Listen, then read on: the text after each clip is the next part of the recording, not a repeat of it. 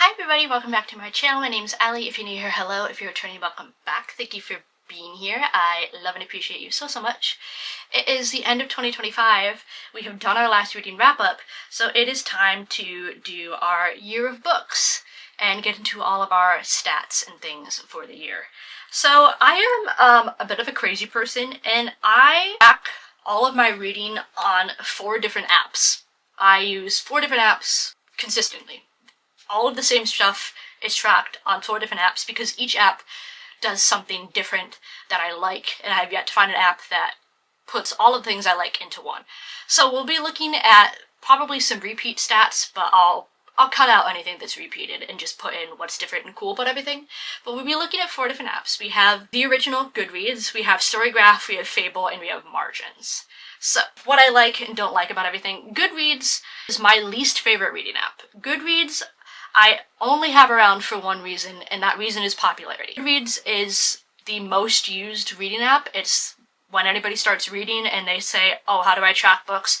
They're immediately told Goodreads, because Amazon and Jeff Bezos, bleh. So I have Goodreads mainly because that's the one that 90% of my real life friends are on. So I have Goodreads solely so that I can interact with my friends. That's the only reason I had it. If my friends all got off of Goodreads and switched to another app, I would delete Goodreads immediately. Goodreads does nothing for me.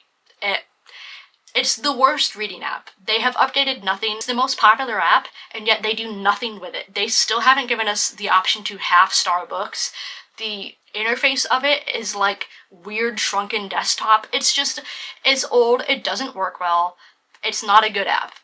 That's, I don't think, is a hot take. I just solely keep it because that's where socially all my friends are. StoryGraph, which I think is the most Goodreads adjacent in terms of interface. It kind of still has that old kind of desktop expired look that Goodreads does. The most that I have of my own personal friends is Goodreads and Fable.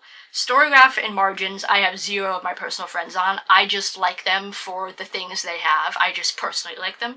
StoryGraph, I just really like their breakdowns of things. I like their graphs. StoryGraph and Fable both have graphs, but they graph things differently. And I just yet have wanted to pay money to one of these apps to get the graphs that the other app, StoryGraph and Fable, you can both subscribe to a premium for $5-10 a month, which I think is stupid and I don't want to do.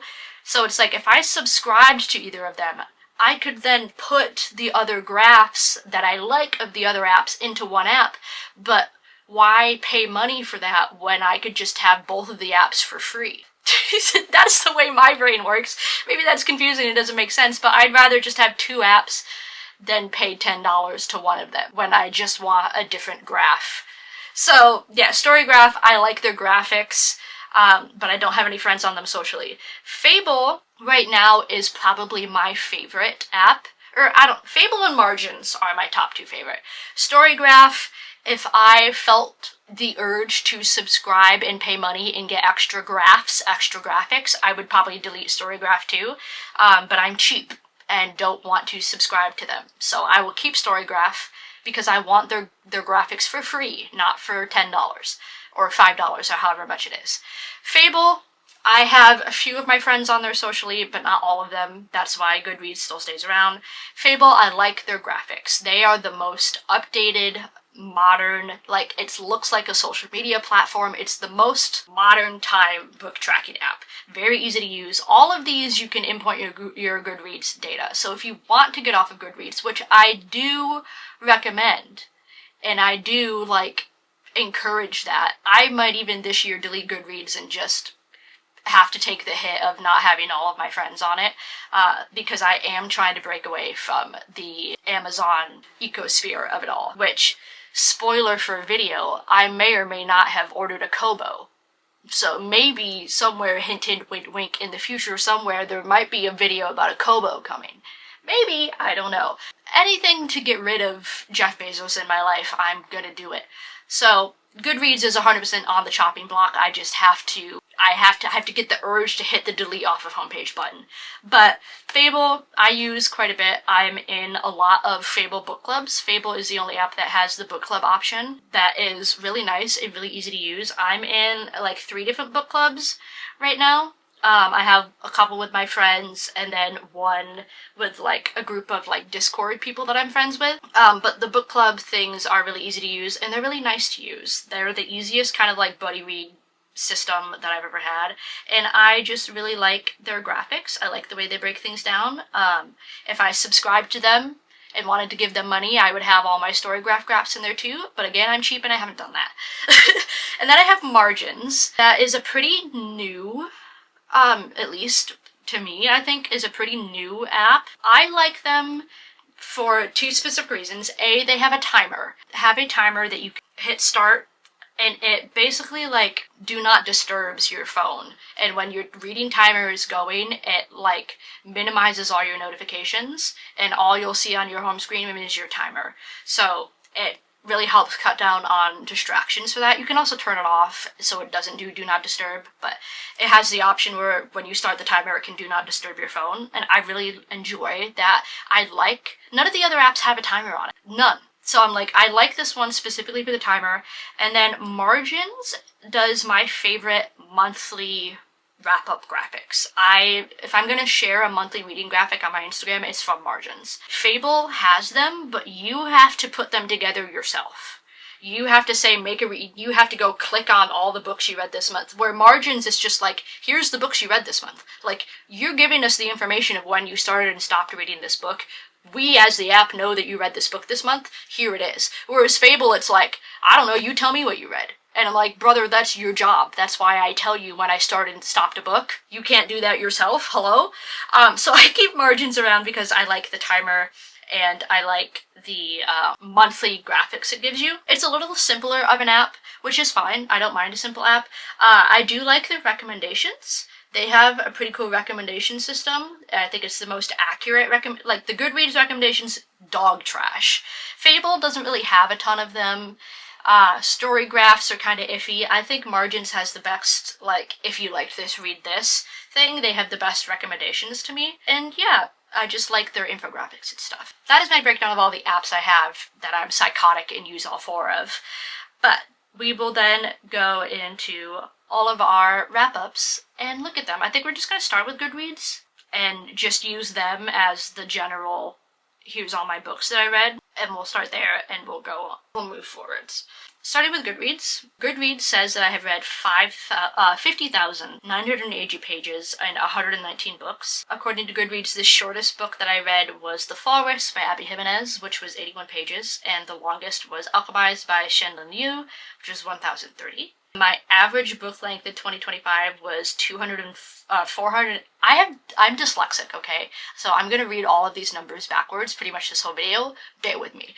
The average book length in 2025 was 428 pages. The most popular book that I read was Sorcerer's Stone, specifically the first Harry Potter, because this past year, I started reading Harry Potter. I had never read Harry Potter before. I grew up like super religious, like very unhealthy level religious. So even though Harry Potter was the most popular thing when I was growing up, I was not allowed to read it or interact or watch the movies. I was not allowed to consume anything Harry Potter related in any way because it was witches and magic, and that was anti-Christian. So I was not allowed to exist in the sphere of that at all.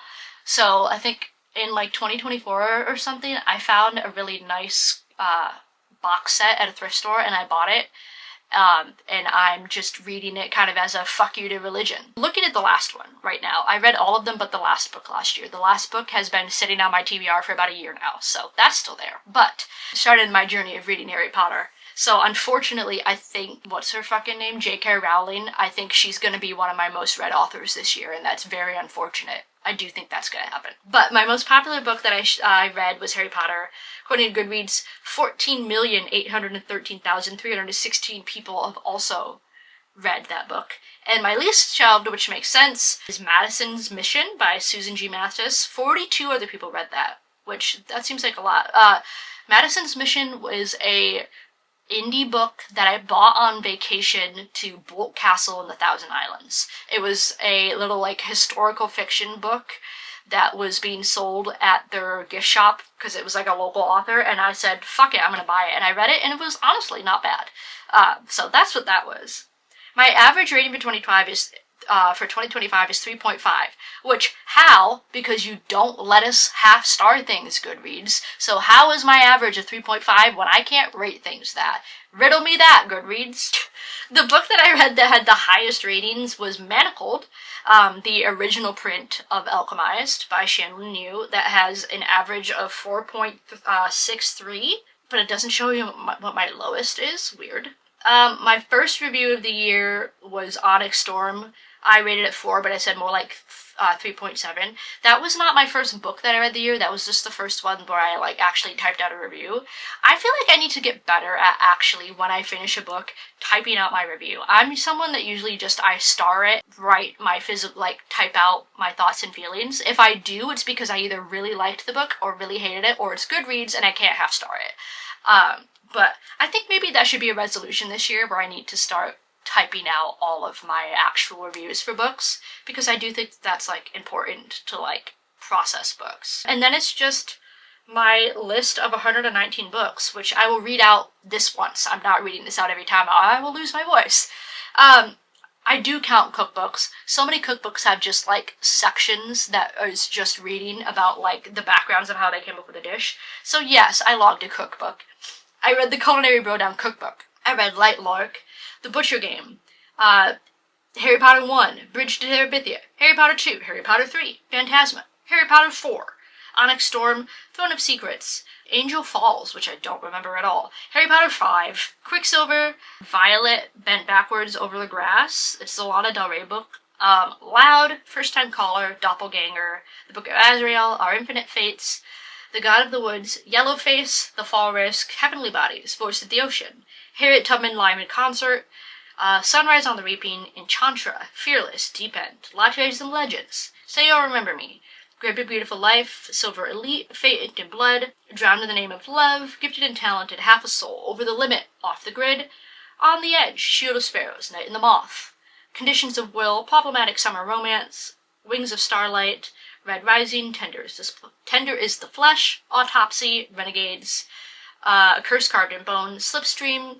Mistborn, Kill Creatures, The Compound, Babel, Beartown, Gallant, The Sword of Kaigen, Project Hail Mary, Burial Bones of the Midnight Stoil, Save Me, This Woven Kingdom, These Infinite Threads, All This Twisted Glory, A Study in Drowning, Upon a Starlit Tide, Blood Over Brighthaven, The Sirens, Madison's Mission, Golden Sun, The Winter King, Gwen and Art Are Not in Love, The Fifth Season, Belladonna, Never the Roses, A Treachery of Swans, I Who Have Never Known Men, The Jessed Heir, The Well of Ascension, The Uncensored Picture of Dorian Gray, The Jessed Crown, Save You, Catabasis, Immoral Consequences, Rebecca, Manacled, Alchemized, Spark of the Everflame, Rose Bargain, Glow of the Everflame, Strange Houses, Heat of the Everflame, Hot for Slayer, Second Death of Locke, The Deathless One, The Martian, Bride and Mate by Ellie Hazelwood, Eve, Devotions by Mary Oliver, Face Off, The Raven Scholar, Power Play, Slapshot and Hat Trick, Save Us, Buffalo Hunter Hunter,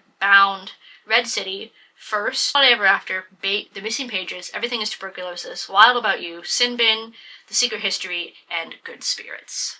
The last book of the year that I physically typed a review out for was The Missing Pages. This one I did go like pretty deep in thoughts and feelings. This is one that I went deep in for a while. I wrote, this is one of the most beautifully written books that I've read in a while. This was, for me, a perfectly written book. I'm not one to annotate books, but I was drawn to do so after reading the first chapter. My only dissatisfactions come from, 1, the whodunit of it all, the mysterious book slasher. I didn't find myself thinking or caring about that aspect of the story at all, and the conclusion felt very anticlimactic and a bit boring. 2, the ending. I would have loved some more reconciliation than what we were given. I feel like everything was left open-ended, and I was hoping for at least something that would be set in stone answered. 3, the grief. Oddly, with almost every character dealing with world-changing grief, I feel like a lot of it was glossed over. I feel like I was preparing myself to sob with the characters, and it just never came. It just didn't feel as emotional as I was expecting it to. But all that aside, I genuinely enjoyed the story. I had no prior knowledge of the person this book was based on, so I enjoyed looking into that information and would definitely recommend this to others. That is my year of books from Goodreads, specifically the most boring one. So then, moving over to StoryGraph, we will take a look at their wrap-up. So StoryGraphs said that I again read 119 books. I have a little bit of a higher page count on StoryGraph. That's the only thing I've noticed between different apps is like some will be like, oh, this book has 497 pages, and then the other app will be like, this book has 512 pages. Like there's always a little bit of discrepancy with book numbers. But the first book that I read was Culinary Throwdown, and the last one I read was Good Spirits. My mood map. 2025 StoryGraph, a mood map of reading. Lighter books push the line up, darker books pull the line down. So I got a little bit darker in the summer, weirdly. You felt every heartbeat on the page, chased horizons and daring escapades, and wandered through tales tinged in shadow. A steady rhythm of stories kept a year nicely moving along. Books and pages read per month, so number of books and number of pages. December, I read more books than pages because I read a lot of like shorter novellas, but that is on there. I read my reading goal. My goal was 100 books. I read 119. The genres I spent the most time with were romance and fantasy, young adult, contemporary, and historical, which is surprising. Usually where historical would be is where like mysteries and thrillers would be, but I only literally read like 3 or 4 this year. For whatever reason, I've been on like a mystery thriller slump. Nothing of them has felt very entertaining recently. My longest book was Alchemized, and again my shortest was The Fall Risk. My average length was 428 pages, and it took me around 2 days to finish each book, which I think is pretty accurate. I spent the least time on Culinary Throwdown, which makes sense. It was a cookbook. It did not take me. I spent the longest time on The Jessed Heir, which I think is true. It took me a minute to get through Jessed Heir. I don't know why it was, because I liked the book. It just took me a minute to get through. Authors I spent the most time with were Ali Hazelwood, unfortunately, He Who Shall Not Be Named, and Chelsea Curto, again, because I started Harry Potter for the first time, so that's unfortunate. But yeah, I read a ton of Ali Hazelwood this year. My average star rating for StoryGraph was 3.57, which I believe more because you can do half and quarter stars. My 5-star reads for 2025, which, yeah, I didn't have a lot, were Loud by Drew Alfawallo, Great Big Beautiful Life by Emily Henry, Night and the Moth by Rachel Gillig, Sword of Kaigan by Emma Wong, Project Hail by Andy Weir, Calabasas by R.F. Kuang, The Martian by Andy Weir, and Bound by Ali Hazelwood. This is my rating stats. So 3 and 4 were my most used star. I rated 30 books 4 stars. Some months were better than others. September, I had my highest rating. I had a 3.91, while December was my least favorite of 3.22. Yeah, because I rated, per my last video, I rated Bait like 1 star. I read the most pages in October. October, I read 6,450 pages. Again, my most popular book was Sorcerer's Stone. And my least favorite was Madison's Mission. Yeah, I was the only one that I had to request for it to be put on StoryGraph. So I'm the only one that even read it on StoryGraph. So shout out to me, trendsetter.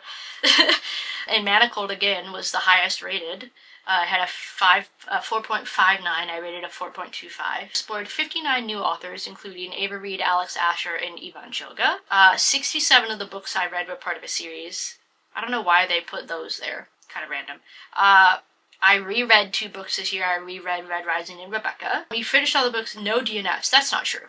I DNF'd some books. I must not have logged them correctly in StoryGraph because I DNF'd 3 or 4. I didn't DNF a lot, but I DNF'd some. 75 books are from my own shelf. Yeah, so StoryGraph you can mark if you like physically own them.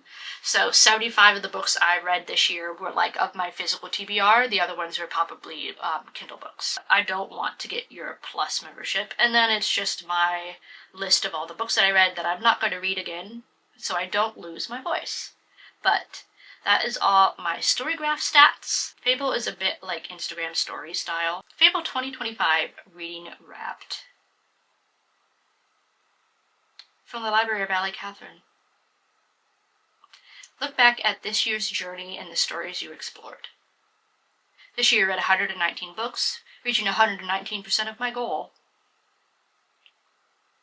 I exceeded my goal of 100 books by 19 extra books. This year, so I read for a total of 184 days, which, what did that say? 300 more days than the average Fable reader.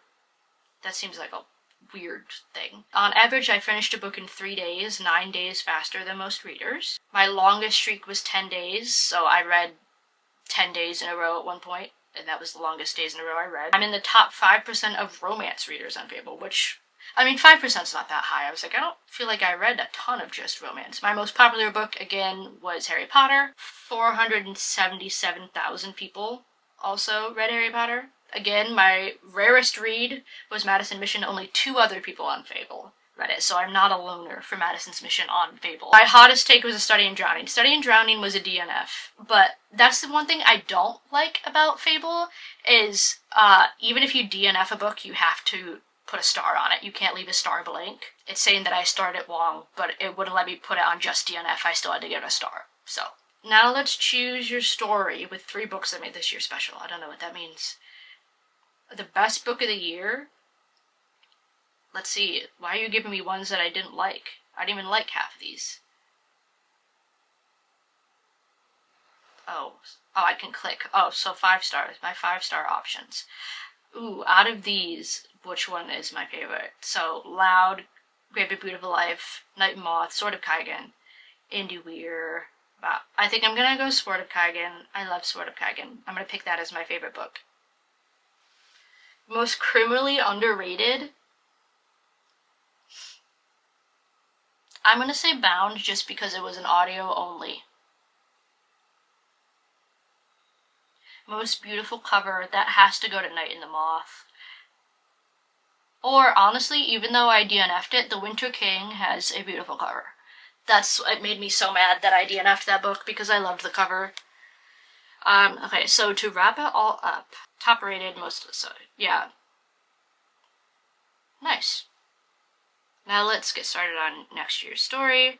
My 2026 goal, this is the first time it's asking me to set it. I am going for 2026 125 books.